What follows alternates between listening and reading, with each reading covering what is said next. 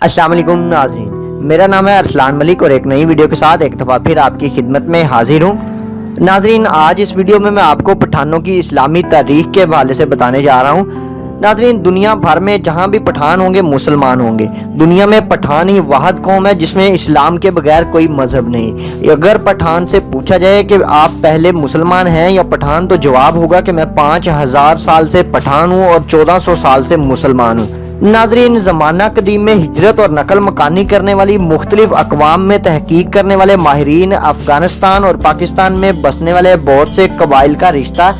ज़माना कबल अज़ मसीह में फ़लस्तीन से नकल मकानी करने वाले यहूदी कबाइल से जोड़ने में मसरूफ़ है।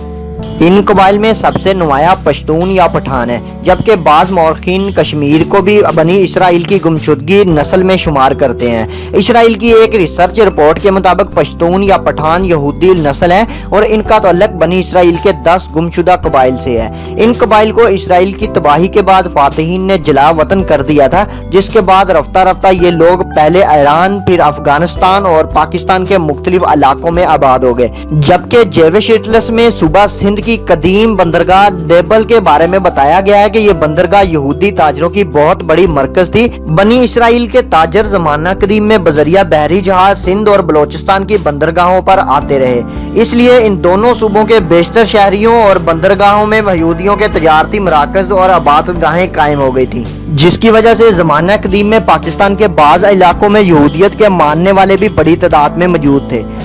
नाजरीन, इसी तरह माजी करीब में जलालाबाद के करीब से लेकर चतराल तक फैले काफिस्तान में मिलते जुलते मज़ाहब के पैरोकारों की तहजीब व तमद्दन और रस्म व रवाज पर भी बहुत से मुहक्किकीन ने काम किया है, लेकिन चंद एक के सिवा जिन्होंने किसी हद तक इसराइली अंसर का वजूद इन लोगों में तस्लीम किया है, किसी ने इस नजरिए को दरखौर एतना नहीं समझा और बाज़ वाज़े इसराइली असरात को करीब की इस्लामी तहजीब का मरहून मन्नत करार दिया है। नाज़रीन, इसराइल में 12 कबाइल आबाद थे जिन्हें बनी इसराइल के इज्तिमाई नाम से पुकारा जाता था। कहा जाता है कि सिर्फ 2 कबाइल आज के यहूदी तौरात पर अमल करते थे, जबकि बाकी 10 कबाइल तौरात को तस्लीम नहीं करते थे लेकिन बनी इसराइल का हिस्सा थे। आज का शुमाली इसराइल हजरत ईसा अलैहिस्सलाम की पैदाइश से तकरीबन 800 साल पहले नैनवा की ऐश्वर्या कौम ने फतह कर लिया था, जबकि जोडा के नाम से मौसूम जनूबी इलाका पर सदियों बाद बाबल से आने वाले हमला आवरों ने कब्जा किया। जब बाबल के फरमारवा बख्त नसर ने यरूशलेम मौजूदा फलस्तीन पर कब्जा करके इसराइली बादशाहत की ईंट से ईंट बजा दी, तो बनी इसराइल के बहुत से कबीले भागकर ईरान फारस के करीब गौर के पहाड़ों में जा बसे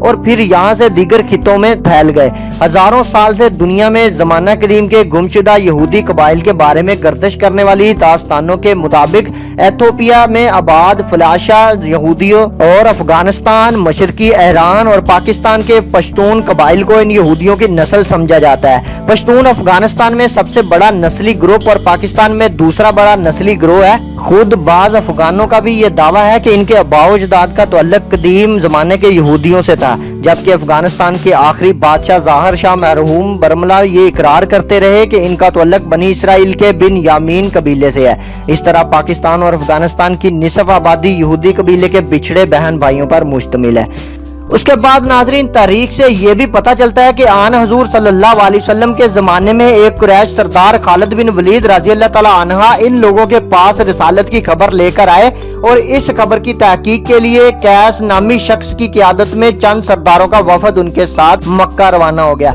ये कबाइली सरदार बहसीयत मेहमान जब मक्का पहुंचे तो वहां नबी पाक सल्लल्लाहु अलैहि वसल्लम से मुलाकात के बाद वो इस्लाम कबूल कर लिया, जबकि फतह मक्का की महमजोई में भी आप सल्लल्लाहु अलैहि वसल्लम के हमरकाब रहे। इन सरदारों की वापसी पर हजूर अकरम सल्लल्लाहु अलैहि वसल्लम ने तोहफे तोहाइफ भी दिए और इस वफद के अमीर कैस को इस्लामी नाम अब्दुल रशीद रख दिया, जबकि उसे पहतान या बोहतान का लक़ब भी अता किया और फिर यही लफ्ज बिगड़ कर पठान बन गया। अफगानों की रवायत के मुताबिक भी अमीर कैस का नाम अब्दुल रशीद खुद नबी अकरम सल्लल्लाहु अलैहि वसल्लम ने रखा और फरमाया कि इनकी नस्ल इस्लाम पर इस कदर मजबूती से कारबंद होगी कि जिस तरह कश्ती का बोतान होता है, और फिर यही लक़ब बाद में लिसानी तगीरात के बाइस पठान बन गया। जबकि लफ्ज पख्तून की वजह तस्मी ये बयान की जाती है कि बख्त नसर के जुल्म से भागकर फारस ईरान में पला लेने वाले कबाइल में से एक कबीले का नाम बनी पुख्त था, जिससे तल्लक रखने वालों को रफ्ता रफ्ता पुख्तून कहा जाने लगा।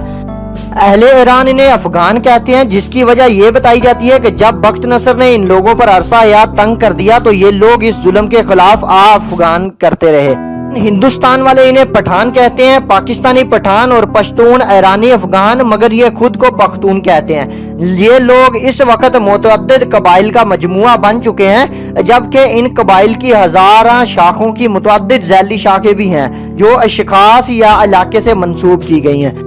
اس کے بعد ناظرین، بعض مورخین کے مطابق پٹھان آریائی یا یونانی نسل سے ہیں اور بعض کے نزدیک یہ قیس عبد الرشید کی اولاد سے ہیں، جبکہ تیسرے نظریے کے مطابق ان کا تعلق بنی اسرائیل کے گمشدہ قبائل سے ہے۔ خود کو قیس عبد الرشید کی اولاد سمجھنے والوں کا نظریہ ہے کہ مکہ میں قیام کے دوران حضرت خالد بن ولید نے اپنی صاحبزادی ان کی مورث اعلیٰ کے نکاح میں صرف کر دی۔ اس طرح قیس عبد الرشید کی اولاد پٹھان کہلاتی ہے، جبکہ یہ بھی کہا جاتا ہے کہ خود قیس عبد الرشید کا تعلق بھی بنی اسرائیل کے بادشاہ ساؤل حضرت طالوت کی 37ویں پشت سے تھا۔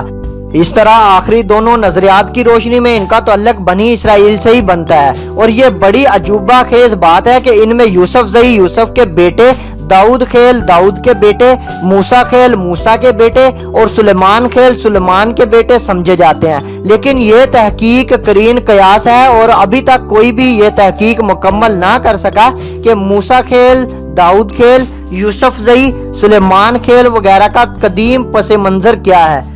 اس کے بعد ناظرین، پٹھانوں کے بارے میں انگریزوں نے درجنوں تحقیقاتی اور تاریخی کتب تحریر کی، لیکن وہ ابھی تک بنیادی حقائق کو کھنگال نہ سکے۔ آج ایک بار پھر ماہرین پشتون کے یہودی النسل ہونے کے نظریے پر تحقیق کر رہے ہیں۔ وہ یہ بھی خیال ظاہر کر رہے ہیں کہ پٹھانوں اور یہودیوں کا رشتہ ثابت ہونے سے دونوں کے درمیان دوستانہ روابط کو فروغ مل سکتا ہے۔ بنی اسرائیل کے 10 گمشدہ قبائل کے موضوع پر ڈبل ڈاکٹریٹ کرنے والے بھارتی شہر ملیح آباد سے تعلق رکھنے والے نوجوان محقق ڈاکٹر نوارس آفریدی کی تحقیق بھی یہ ثابت کرتی ہے کہ پاکستان اور بھارت میں بسنے والے پشتون دراصل وہی گمشدہ قبائل ہیں، جبکہ ایک رپورٹ کے مطابق بھارتی خاتون سائنسدان شہناز علی اسرائیل کے شہر حیفا کی ٹیکنیکل یونیورسٹی میں پشتونوں کے یہودی النسل ہونے کے نظریے پر باقاعدہ تحقیق بھی کرتی رہی، جس کے دوران شمالی ہندوستان میں آباد افریدی قبیلے کے DNA نمونوں خصوصاً کروموسوم کا تجزیہ کیا گیا۔ اس بھارتی سائنسدان کے مطابق افریدی قبائل خود یہ مانتے ہیں کہ ان کے قبیلے کا نام دراصل اسرائیلی قبیلے افرائم سے اخذ کیا گیا ہے، جبکہ بھارت میں آباد بنائی مناشے یہودی قدیم قبیلہ بناسے کو اپنا جد امجد مانتے ہیں۔ اسی طرح مرزا قادیانی کی کتاب مسیح ہندوستان میں کے اندر بھی کشمیر اور افغانستان میں بنی اسرائیل کے گمشدہ قبائل کا ذکر موجود ہے، جبکہ اسی کتاب میں حضرت عیسیٰ علیہ السلام کا مقبرہ کشمیر میں ہونے کا دعویٰ بھی کیا گیا ہے۔ ان کا یہ ماننا ہے کہ چونکہ بنی اسرائیل بخت النصر کے حادثے میں متفرق ہو کر بلاد ہند، کشمیر، تبت اور چین کی طرف چلے گئے تھے، اس لیے عیسیٰ مسیح نے ان علاقوں کی طرف ہجرت کرنا ضروری سمجھا۔ پٹھانوں کی طرح کشمیریوں کی اصلیت بارے بھی بہت سے نظریات پائے جاتے ہیں۔ کئی مورخین اس نتیجے پر پہنچے ہیں کہ کشمیری دراصل بنی اسرائیل کی نسل سے ہیں، اور بخت نصر کے حملے میں جب یہ لوگ منتشر ہو کر گھومتے پھرتے کشمیر پہنچے تو اس خطے کو اپنے رہنے کے لیے سود مند پایا، جبکہ مورخین کا غالب نظریہ یہ ہے کہ کشمیری دراصل یہودیوں اور آریاؤں کی مخلوط نسل سے تعلق رکھتے ہیں۔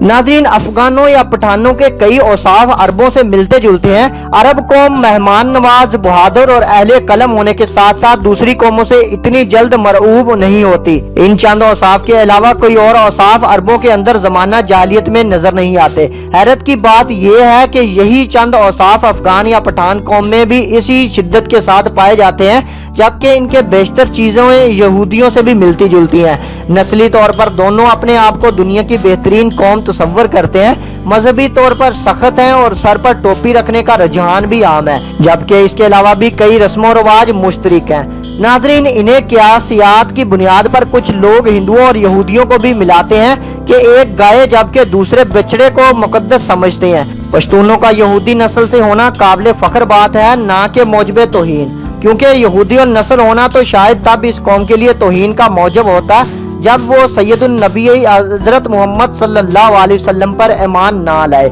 ये तो उनकी गैरत की बुलंदी और ईमान की अजमत का निशान है कि यहूदियों नस्ल होते हुए भी नबी आखिर ज़मां सल्लल्लाहु अलैहि वसल्लम पर ईमान ले आए। ये वही आखिरी नबी हैं जिनके औसाफ तौरात व इंजील में मज़कूर हैं और जिनकी वजह से अहले किताब आप सल्लल्लाहु अलैहि वसल्लम के एक निजात धंधा के तौर पर मुंतज़िर भी थे, लेकिन बाद में इन्होंने महज एक जलन और हसद की वजह से हजरत मोहम्मद सल्लल्लाहु अलैहि वसल्लम की नबूवत का इनकार किया और इनका तअल्लुक बनी इसराइल से नहीं था। बनी इसराइल की तरफ से आप सल्लल्लाहु अलैहि वसल्लम की नबूवत का ये इनकार दलाइल पर नहीं बल्कि नस्ली मुनाफरत और हसद व इनाद पर मुबनी था।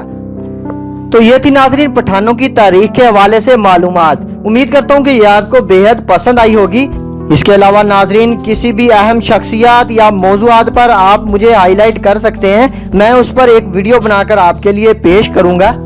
मैं हर उस नए आने वाले व्यूवर से गुजारिश करता हूं जिसने मेरे इस चैनल पीबीसी न्यूज़ टीवी को अभी तक सब्सक्राइब नहीं किया, वो काइंडली नीचे दिए गए रेड बटन पर क्लिक करके मेरे इस चैनल को अभी सब्सक्राइब कर ले और साथ ही बेल आइकॉन के बटन पर क्लिक कर ले ताकि मैं जो भी नई वीडियो अपलोड करूं उसकी सबसे पहले और बाकायदा तौर पर आपको इत्तला मिलती रहे।